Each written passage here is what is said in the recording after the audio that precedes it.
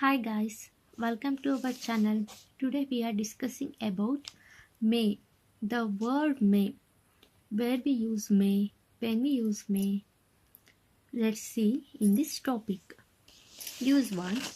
May is used to express possibilities. May 50 minus 60%. Only 50 minus 60% use may. May is used to express possibilities. Subject plus may plus verb 1 plus object. Let's see the examples. First one, I may ride later this evening. Second one, she may decide to join us for dinner. Third one, he may come tomorrow. Fourth one, Manisha may call you. Used to, may used to. May is used to seek or give permission. Seek or give permission. First one, may I leave early today? Second one, may I use your phone, use your pen?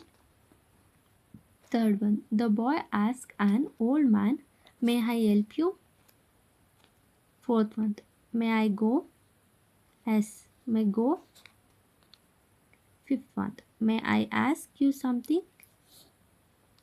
Next.